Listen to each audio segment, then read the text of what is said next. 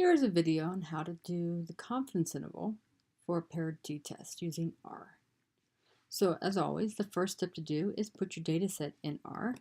Our data set I'm calling diet because this is diet data. And then I'm going to read.csv, and here's the web address of the file. Again, it's a good idea to always look at the data. So do it, or at least look at the form of the data. So do head diet. And so you've got your people, or your first variable, the next variable is before, and the next variable is after. On a paired test, when you go to do the assumptions, you have to do the assumptions on the difference. So we need to look at what is the weight before minus the weight after. So we're going to create a new variable. We'll call it diff for difference. You can call it anything you want. And it's going to be the variable in diet, which is the data set, and then I want to do before minus the diet data set and the variable after.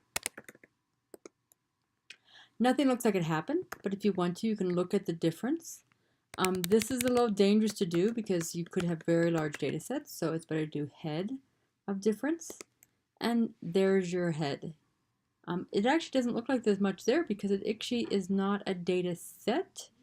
It is a variable because it actually is the variable created by taking the before minus the after. And then you can do a QQ norm of your difference. I'll scale this down a little bit so you can see it. So there's your difference, and it does look linear. Actually, there's your QQ norm of your difference, and it does look linear. We'll do the same thing with a histogram. So hist difference. And if we look at that window, it could be normally distributed. There is this nice gap here, but otherwise there's a center and some drop off.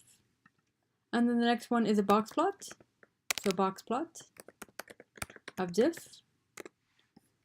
And that looks like this. There is one outlier, but one outlier is okay.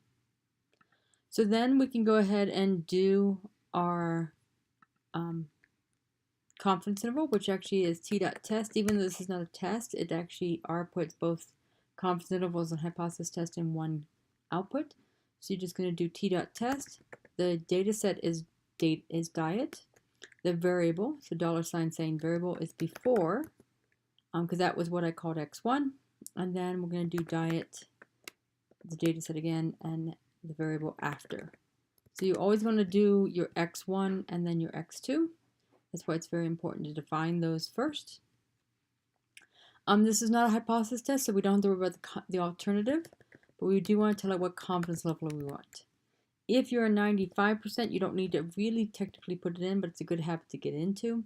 This is a 90% confidence interval we want to compute, so we're going to do conf.level equals 0.90, and you always put it as a decimal and not a percent.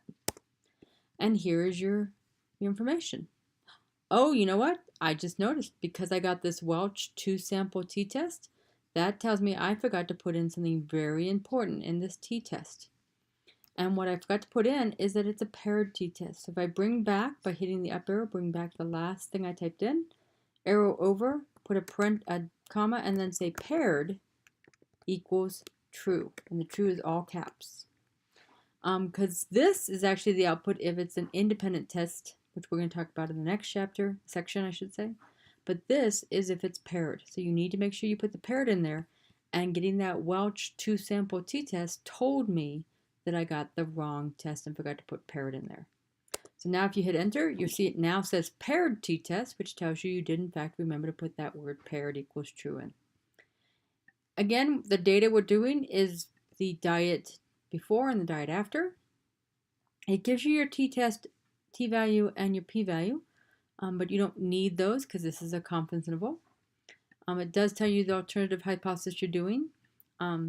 Because we didn't specify an alternative, it did a not equal to, which is good for a confidence interval you want a not equal to. But more importantly, it gives you a 90% confidence interval. And the 90% confidence interval is right here. And then it gives you this sample estimate of the difference in means. This is actually what people expect to lose on this diet. And then you can copy this and paste it into a Word file. And that's it.